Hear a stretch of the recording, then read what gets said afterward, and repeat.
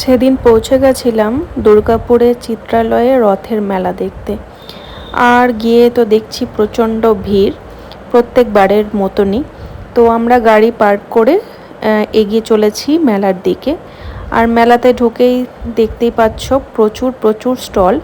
এই চিত্রালয়ের এই রথের মেলাটা কিন্তু মেলা কম একটা মিনি মার্কেট বলতে পারো। এখানে পাওয়া যায় না এমন কোনো জিনিস নেই। মেলাতে সচরাচর আমরা যেটুকু যা দেখে থাকি সেগুলোর বাইরেও প্রচুর প্রচুর জিনিস যেগুলো আমরা মার্কেটে গিয়ে সচরাচর কিনি সেই সবই কিন্তু এখানে পাওয়া যায়।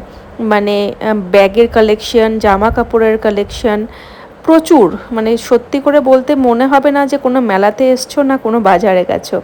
তো যাই হোক, আমরা এখান থেকে টুকটাক শপিং করা স্টার্ট করলাম। বেশ সস্তায় পুষ্টিকর বলা যেতে পারে। তো দাম দর করে কিন্তু ভালো রকম জিনিসপত্রই পাওয়া যায়। আর এদিকে চলে এসেছি আমরা একটা ক্রকারিসের দোকানে। এখানেও আমরা কিছু জিনিস দেখছিলাম। ছোটোখাটো অনেক জিনিসই আছে যেগুলো কিন্তু এই মেলাতে গেলেই পাওয়া যায়। তো আমরা এখান থেকে কিছু পছন্দ করছিলাম।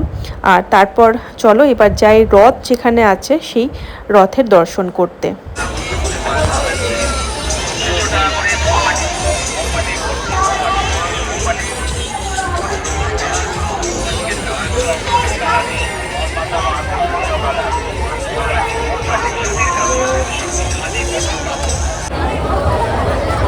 আমাদের কমিটি মেম্বার রয়েছেন বিজয় দাসগুপ্ত, তপন মুখার্জি, মানিক চৌধুরী। জগন্নাথ দেবের দর্শন সেরে মোটামুটি টুকটাক মেলা ঘুরে আর কিছু খাওয়া দাওয়ার খেয়ে এবার আমরা বেরিয়ে পড়ছি। এত বেশি ভিড় যে প্রচণ্ড গরম লাগছিল। চোখ মুখ দেখেই আশা করি তোমরা বুঝতে পারছো।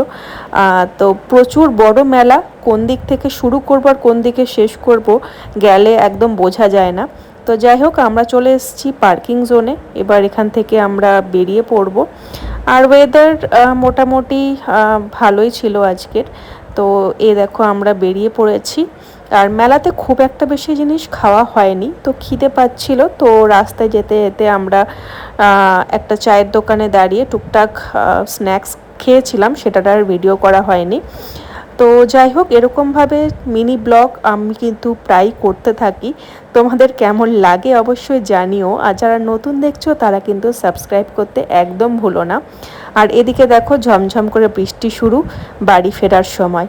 তো দারুণভাবেই কিছু ঘন্টা আমরা কাটালাম, ভালোই এনজয় করলাম। আর রথের মেলা কে কিভাবে এনজয় করলে অবশ্যই জানিও। আবার দেখা হবে খুব তাড়াতাড়ি। আজকের ব্লগ এই পর্যন্তই। Tata, bye bye.